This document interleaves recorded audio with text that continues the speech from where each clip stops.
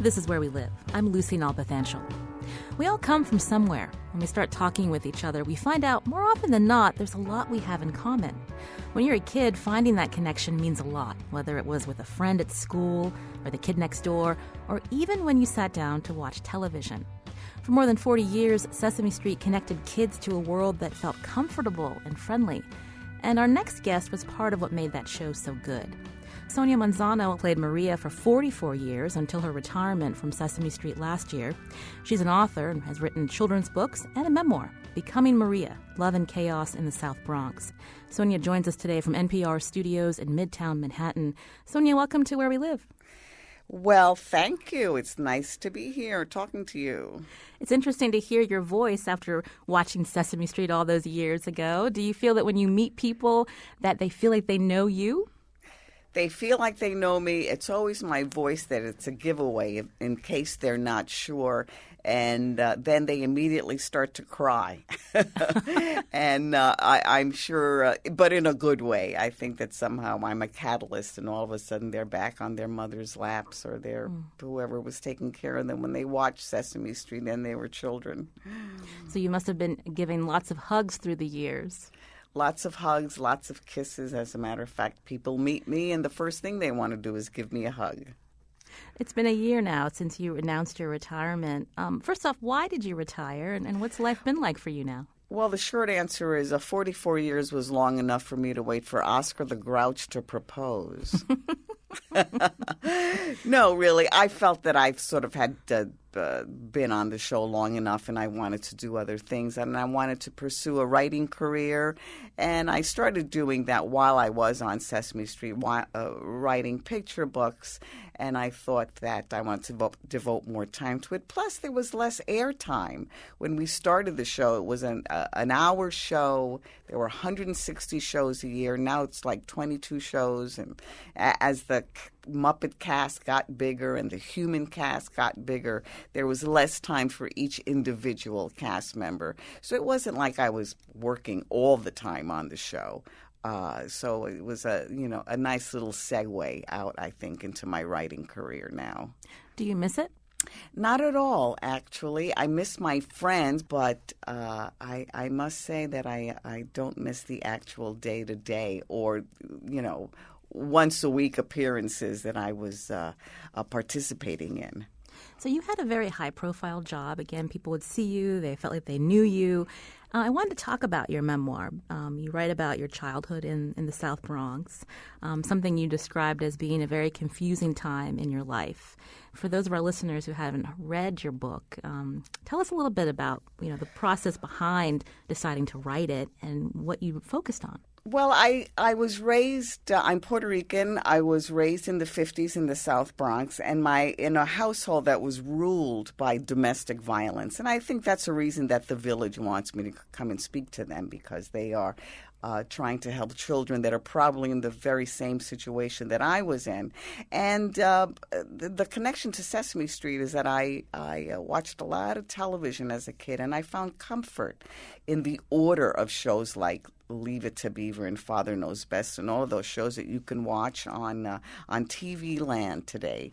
And I think I grew up to sort of be what I needed to see myself on television. I always thought of my job as being Maria on Sesame Street as providing children with an hour of comfort or an hour of sanity. And I prevailed in that idea because many adults have come up to me and said things like my mother was schizophrenic and 1 hour of watching you gave me some relief and other revealing statements like that. And kids that lived very middle class white childhoods in the Midwest have said to me, you were the first Latina that I ever met or that I ever knew. And I think that I enriched their lives as well. When you were watching Leave It to Beaver, did you feel, obviously no character on that show looked like you. So did you ever feel like there was a connection? It's interesting to me that even though there was no one who looked like me or sounded like me on television, and I felt invisible, and I indeed used to wonder how I was going to contribute to this society that was absolutely blind to me and the plight of Puerto Ricans at that time. Actually, all Latins. There were no people of color at all on television. But I think that children are hopeful, naturally hopeful, and they find ways of making sense of the world around them. For example, here's a silly example. We were all at school told many stories about Santa Claus coming down the chimney and leaving presents. Now, we're all living in a tenement, right? So nobody bothers to explain anything to us. But I remember talking to my friends and deciding that Santa Claus magically broke the window, came in, left the presents. Any presents he forgot, he would leave at your aunt's house, and then he would magically close the window. So I think that kids find ways in their fantasies of adjusting and seeing hope for themselves. So you really did have quite an imagination that you were able to use later on. Yeah, I did, and I think that children naturally do that. The earlier you can intervene, I think the better off they will be. Tell me about your childhood at home. Your father was an alcoholic. You mentioned earlier there was domestic violence in your house. What was that like for you growing up? Well, it was very confusing, very chaotic. We would run away. My mother would pack us up, and we'd run away, and then we'd find we couldn't make ends meet. She worked as a seamstress in a factory, so then we would move back in with my father, and there would be a honeymoon period, and then it would start all over again. So there was a lot of disruption, a lot of changes of school. You couldn't prepare for a test because you never knew if something was going to, the evening was going to end up in a violent situation. And the thing that's interesting too is that there was also a lot of joy and love, and that's the component that children have trouble with, because it's two things happening at the same time. I loved Christmas because we would have a tradition of musicians coming over and playing their guitars and singing old aguinaldos, which are Puerto Rican kind of Christmas carols. And that was joyous. And we had fun. My mother was very funny and humorous at the same time. So it was very much sort of like Frank McCourt's book, Angela's Ashes, where you're laughing out loud at the most terrible stories. And it's something that kids have to reconcile. This is Where We Live. I'm Lucy Nalpathanchel. I'm talking with Sonia Manzano. She's a longtime Sesame Street actress and author. She retired from the show last year, and she wrote a memoir, Becoming Maria, Love and Chaos in the South Bronx. She's joining us today from NPR studios in Midtown Manhattan. Now, Sonia, I've almost called you Maria. Sonia, you mentioned that, looking back as a child, there was lots of joy and love that you remember, even though there were tumultuous times as well. When you decided to write a memoir and you were thinking back to your childhood, were there moments that you had blocked out that you were recalling, what happened between your parents and things that you witnessed? Well, I had to struggle with. It gave me the opportunity to struggle with conflicting feelings, and one of them was that my parents would talk about the horrible poverty that they had escaped Puerto Rico in the 40s, and then they're talking about it would make them nostalgic for the island, and they'd get their guitars out and start singing. So I'm thinking, which is it? Was it a good place or a bad place? And they would also talk about people who were so poor, they would have, if they had a wound, they would keep reinfecting their wound so they would continue to be on the dole so they could support their families. And they would laugh at that. And I would hear them and say, "That's not funny. Why are you laughing?" And I realize now that they laughed in direct proportion to their misery there. But it was instances like that I had to sort of come to the very conclusion that I just related to you, that people who are raised in these harsh environments often are harsh themselves. So later on, I read that you went to Carnegie Mellon University in Pittsburgh. Tell me about the path from the South Bronx to Pittsburgh, Pennsylvania. I know, it's like going to Planet X or something. I was really quite provincial, never been out of the Bronx, and I was, I met all students from all over the country. And I want to say that this was 1968, I guess, that I went to Carnegie Mellon University. Society was on my side. It was the civil rights movement. President Johnson was going to create the Great Society. They wanted to diversify universities. They wanted to give people like me opportunities. It's the exact opposite of America now. It was then. It was America was kind, idealistic, and hopeful.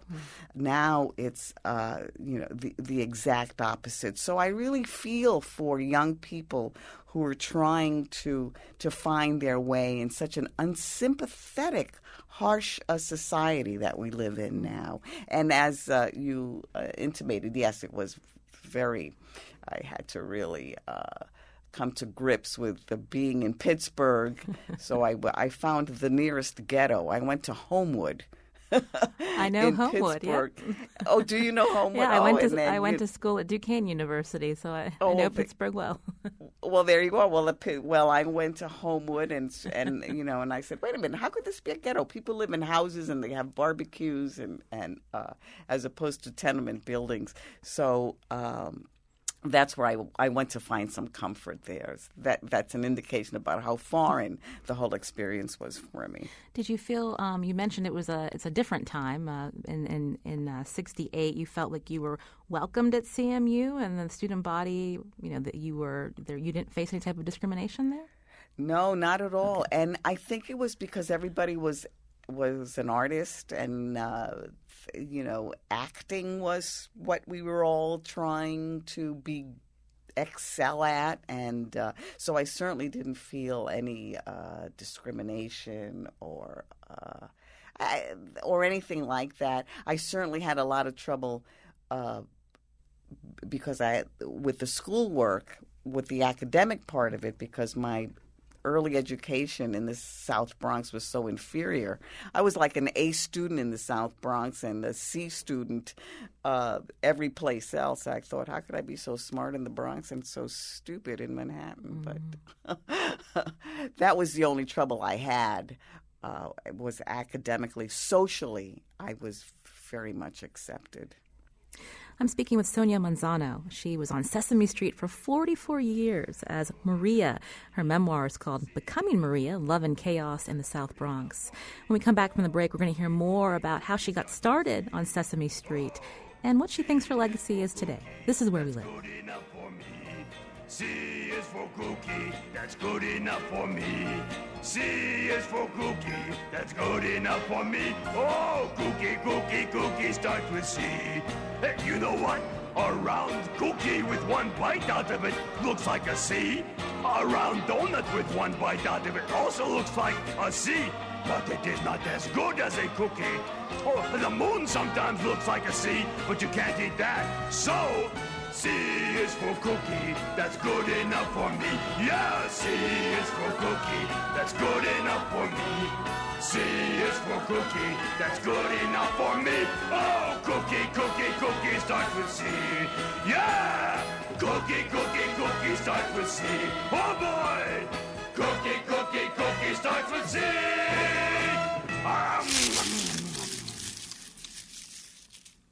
This is Where We Live. I'm Lucy Nalpathanchel.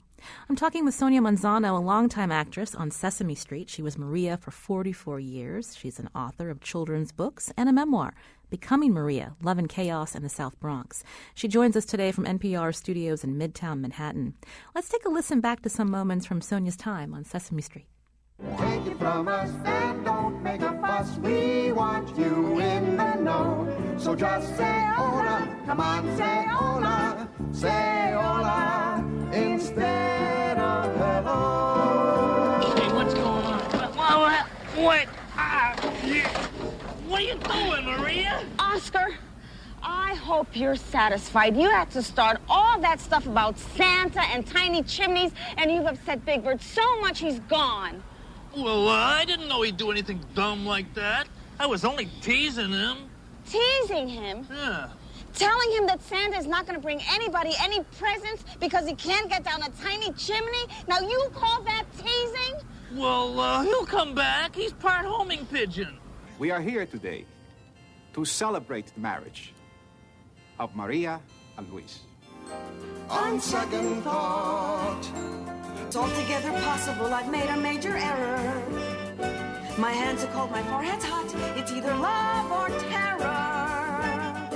I guess somewhere there's somebody who thinks a wedding's fun. But if I were in 5 stories high, I'd run. look at her. Isn't he wonderful? That's Maria on Sesame Street, played by Sonia Manzano. I'm speaking with her today from the studios of NPR in Midtown Manhattan. When you listen back to those clips, Sonia, I mean, is it hard for you to not sit there and smile? I'm grinning ear to ear. Are you kidding? I'm glad you played the song All I. It was the first lyric that I wrote when I became a writer for Sesame Street, and it's a takeoff of Fred Astaire and Ginger Rogers in the great movie Top Hat. And as I said, I watched a lot of television as a child, and I was absolutely obsessed with Fred Astaire, Ginger Rogers movies. And so I grew up, and Sesame Street gave me an opportunity to make believe I was in that world. I think that's interesting. And also the Christmas special, where I'm yelling at Oscar the Grouch, actually has a segment where children are asked, how do they think Santa Claus visits them in an urban environment, which is exactly the fantasies that I used to fool around with when I was a kid. So, it was a great fit. Now, when you were at CMU, that's when you first saw Sesame Street? I did. I walked into the student union, and there was on the television a very young, very bald James Earl Jones reciting the alphabet in that wonderfully deliberate manner of his A, B, and I thought I was watching a show that taught lip reading. It was so amazing, it's so compelling. And then there was a Wanda the Witch animation, which I think it was sung by Gracie Slick of the Jefferson Airplane. And then they cut to the street, and that's what nailed it for me when I saw Susan and Gordon. As I said, there were no black people on television in 1969, and certainly not joyous, warm, friendly ones, talking to me from environments that looked very much like many of the places I had been raised in. And that was the connection, seeing that street. Yeah, it was seeing that street, the construction doors, the tenement doors, the fire hydrant. I said, what's my fire hydrant doing on television? I know that place. There were sort of all the icons of Puerto Ricanness. It reminded me of West Side Story, the fire escape in West Side Story, and that movie also another work of art that really made a huge impression on me. Like the set of Sesame Street, the set of West Side Story, where banal things that were in your life were exalted to be beautiful works of art. And I think Sesame Street did that with the inner city set. So how did you get on Sesame Street? Tell us about that process. I think the most important things happen to you when you're not paying attention. I was in Godspell, and which is a Broadway hit after it was off Broadway, and that came from We did that at school at Carnegie Mellon University, and Sesame Street was one of my first auditions. They wanted to expand the cast because Latinos on the West Coast demanded that there be Latino role models, as there were role models for the African-American children in Susan and Gordon. So I just, went into an audition with John Stone, a mentor and creator of the show. And this was at a time when one person could make a creative decision.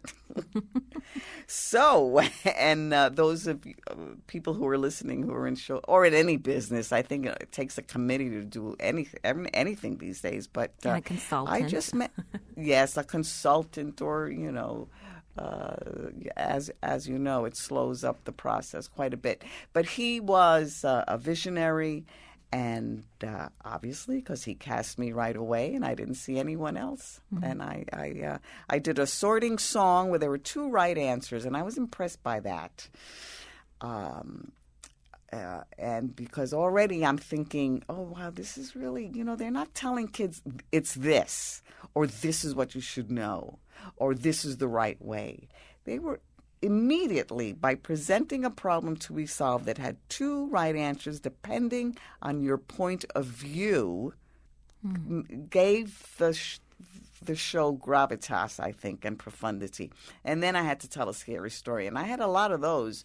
So I was in there. I was successful. Now, you said earlier that you also wrote for Sesame Street, and I was listening back to an interview that you did for WNYC, which I just loved, because you were interviewing the other Sonia from the South Bronx, Supreme Court Justice Sonia Sotomayor. Yes, yeah, that was really thrilling. I'm such an admirer of hers. And you were talking to her in this interview about how growing up you never thought about how you could become a writer.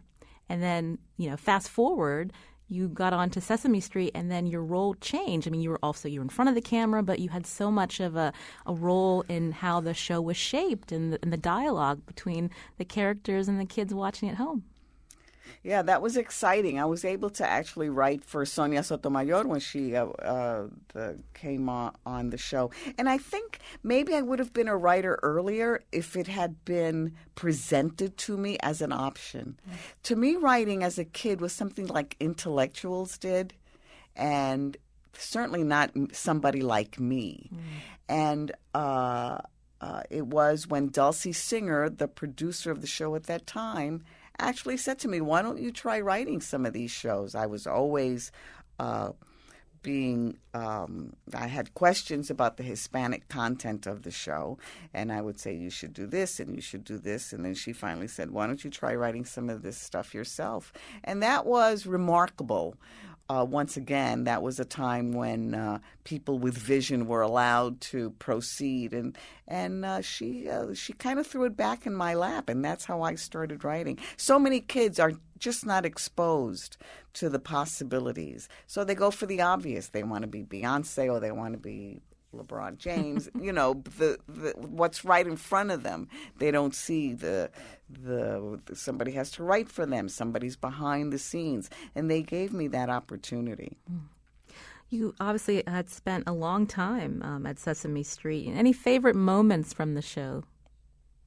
I have to think it was when Stevie Wonder came on and did Superstition, the great song of the 70s, and his whole band came on, and the whole studio was rocking out to that song, and everybody was on the same page. White people, black people, young people, old people, little kids, older kids, parents. It was just a wonderful, idealistic moment. I remember that well, and I was most proud to be part of the show when we did Goodbye, Mr. Hooper, when Will Lee died, the actor who played Mr. Hooper, and we had to explain his absence. That was a wonderful moment. Tony Bennett was wonderful because he was famous when I was born. And Lena Horne. Lena Horne, I walk in, she's singing It's Not Easy Being Green with Kermit the Frog. And I'm thinking, is she singing about what I think she's singing about? And I wasn't a writer then, so I wasn't in the machinations. I wasn't aware of that kind of working on several levels. And, of course, she was singing about race and you know, if you saw that, if that was in your life, if that was something you thought about, that's what you saw in that song. That was a real high moment for me, I think. You mentioned when you were a kid and talking about when you lived in a tenement, thinking about how Santa Claus would come into your home when there was no, chimney going into your fireplace going right into your apartment, and then how that kind of worked into the show as part of that skit for the Christmas special. But what about some other personal experiences from growing up that you then wrote into the show, where you felt you could connect to kids? Well, I remember when I was a kid and we'd hang out on the stoop in the summer. My mother would always make us go upstairs at a certain time, and I had a cousin who was allowed to stay out later with her family. Well, I was convinced, this was as a kid, I was convinced that the minute I left, they really started to have a lot of fun. So one day, I prevailed, and my mother said, all right, you can stay outside with them a little longer. And I did. And they didn't do anything that was fun. They just went upstairs a few minutes later. So I wrote that. I decided to write that for Big Bird when Susan and Gordon tell him to go to bed and he doesn't want to.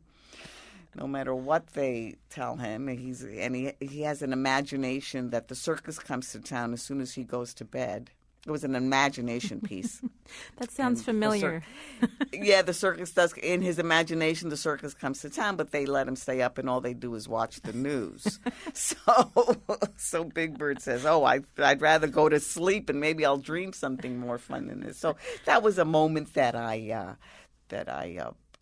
put my life in. But I always, even when I wrote for Ernie and Bert, I remember we had a goal where children should know that parents have many roles, that your mother could also be, well, not in those days, your mother couldn't be a policewoman, but let's say your father could also be the policeman, who could also be a teacher.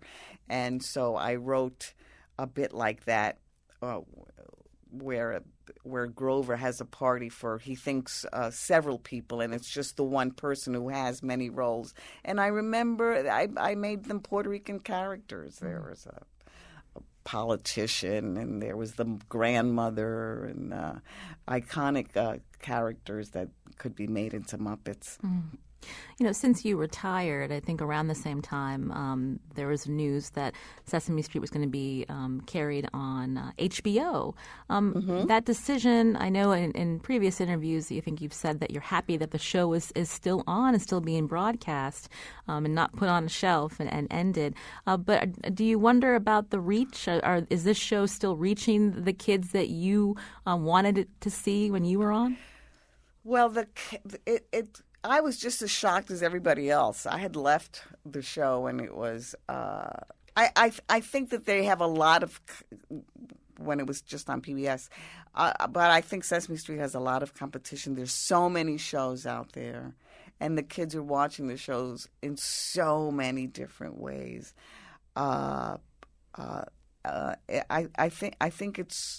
think that their audience is broader now than the specific underserved kid that they used to serve when I started on the show. But also, besides that connection, I mean, and you know this very well, but just the research that was done on how Sesame Street really paved the way for children's television and changed the belief that kids, their attention couldn't be grabbed for, an hour. Sesame Street helped change that, and it showed that the kids were actually learning something when they were watching. Yeah. It was the first show to make us all understand that kids were picking up information much earlier than anybody thought.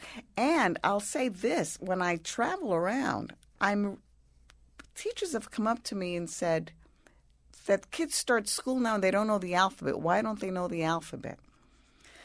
And I'm surprised, or they'll say the kids can't, the kids are having so much trouble reading. And I'm flabbergasted because I thought we had already been through that. We taught the alphabet. We taught the sounds. Actually, we had a little song that said, you take a B, that's a B, and a I-G, ig. You put it all together, and that spells big, that's B. And the kids would sing, and they'd learn the phonetic. It was phonetic reading. And all these adults always came up to me and say two things. I was raised on you, and you taught me to read. So I'm really surprised that so many kids are having trouble with reading today. What do you think of children's television today? I mean, lots of cartoons, lots of busy action happening all the time. I mean, I think that we've become data obsessed because of computers. And it's like if you can't test something, if you can't quantify it, people don't think it's important. Therefore, a lot of the children's shows are so curriculum-driven that there's no fun in them. There's no space for a child to sort of go into his imagination. For example, there used to be a film on Sesame Street. It was a gorilla in a cage, and the song was, somebody come and play, somebody come and play today's. And that was it. And, the gorilla would stare around, and you'd hear this song in the background. Now, well, how do you test that? What are you teaching? You can't do that. You can't test Lena Horne singing it. What are you going to ask the kids what they gathered from that a segment like that? Because it's profound, and it's many, many, many, many things. So unfortunately, what I think about the kids shows is if they can't test it, they don't put it up on the air. And so children are missing the opportunity to sort of think for themselves and put two and two together. I'm speaking with Sonia Manzano, a longtime Sesame Street actress. She's joining us from NPR studios in Midtown Manhattan. She's written a book, a memoir, Becoming Maria, Love and Chaos in the South Bronx. And Sonia, I wanted to turn back to that memoir. It's not easy reading. Obviously, lots of very private moments from your life growing up, and it's interesting. I'm curious again about why you wanted to delve into that after being a very public figure for so long. Oh, why did I do it? I don't know why I did it. I was inspired by Angela's Ashes quite a bit, and because it was funny and tragic at the same time. And I've always loved that combination. I was turned on to Charlie Chaplin also in college, and he did that very well. It was humorous, but also full of pathos. And I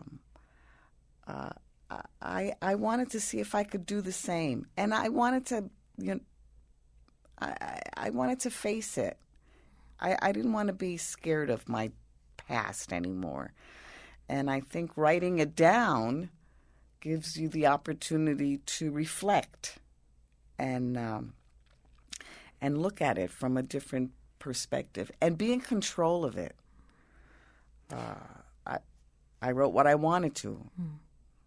It's been out for some time. What has been the reaction from people that have read your book? I know you said that when people see you, they see you as the character on Sesame Street, and they say, "Thank you. You brought comfort to me, even if I was dealing with a tough time as a child." So now that people know about your life as a child, what kind of reaction did you get? Well, obviously, even more so. People who had difficult childhoods saying I was in the same exact situation. I mean, some people that are Scottish people might who lived in Scotland have said to me, I was in the exact same situation. So it's funny how universal domestic violence is, or people living in tough times. Many people live in tough times, and I think when one person who's well known says, look, this happened to me, people are happy to say, oh, wow, I'm not alone. Other people feel the same way. And the other thing that surprises me is that so many adults have also said, have been shocked that a child would be in this situation. And I have to say, are you naive? They're still in this situation. Many children are in this situation of stress and chaos. And I'm surprised that more people don't know that or are surprised at that. Do people wonder that how did you end up in the career that you have, and you're so successful when you had this tumultuous childhood? What do you say to them? I think I have I don't know. It could be luck. I always tell educators that kids are born with their own skill sets. They're not just empty vessels that you inform and you pour information into them and then you test them on it. They come with their own set of skills. And I think I just was born with a certain set of skills that include the capacity to see the obvious. And, if I see that something was not working, I'm quick to change and find another way. I saw my mother try to make something happen that was simply not going to happen, and I knew she wasn't going to live happily ever after by the time I was 8. And I didn't know why she kept pursuing a goal that was not it was clear to me was impossible. What happened with your parents' relationship? Well, in the book, I was so afraid for her physical well-being that I finally, I think I convinced them to separate. And here's the thing: when I had to write it, I was estranged from my father. I went back to connect with him, to talk. I always talked with my mother. We were close. But I had to go back to my father to see, and he said, "Oh, your mother? I loved her. I still love her." And what went on between us had nothing to do with you. So, which brings me to another point. Adults think that because you're little and you're not being hit or you're being fed, that you're not reacting or taking in your environment. It was something I shared with Justice Sotomayor as well, because when she was diagnosed with diabetes, she says, and at that time it was a death sentence, she said, the adults would talk about it like I wasn't in the room and wasn't understanding what their fears were. And I thought it was interesting that my father just kind of was completely surprised that any of this had affected us, the children, all of this violence. So that's one thing. And then also my siblings, when they read the book, and they remembered the same incidences differently or with different emotional impact. Sometimes it was like we had different parents. So when people say, gee, I'm going to write my memoir, will my siblings get angry? I'll say no. They'll totally experience the world you lived in differently than you. So a life is made up of the memories we remember and how we remember them, not the events, I would say. I'm speaking with Sonia Manzano, Maria on Sesame Street for 44 years. She's an author of children's books and a memoir that we've been talking about, Becoming Maria, Love and Chaos in the South Bronx. She joins us today from NPR studios in Midtown Manhattan, and we're going to take a short break. Be back in just a little bit. This is Where We Live. Or important like a mountain, or tall like a tree. When green is all there is to be, it could make you wonder why. But why wonder, why wonder? I'm green, and it'll do fine, and it's beautiful. and I think it's what I want to be.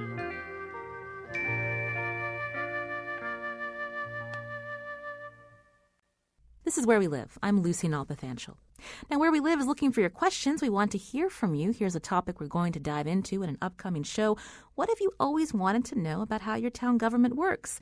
We want to know what you're curious about. You can enter your question at our website, WNPR.org. Just look for Ask WNPR, and we'll be in touch with you if we find an answer to your question. Now, today we're talking with a beloved TV character from our childhood, Maria from Sesame Street. She's actually Sonia Manzano. She played Maria for 44 years, and she retired last year. And Sonia, I mentioned again that, it's been a year since you've retired. And what is your focus now? Well, I have several books in the works with Scholastic, the publishing house that published my memoir, and I continue to give talks and speeches wherever I can, and I will continue to devote myself to helping the young wherever I can. As I said, you don't have to give them all the answers. Actually, we don't have all the answers, so we couldn't give it to them if we wanted to. But I think that if you just point the kid in the right direction, that they'll take it the rest of the way. So I hope to do more of that. Now, I mentioned you've also written some children's books. Tell me about those books.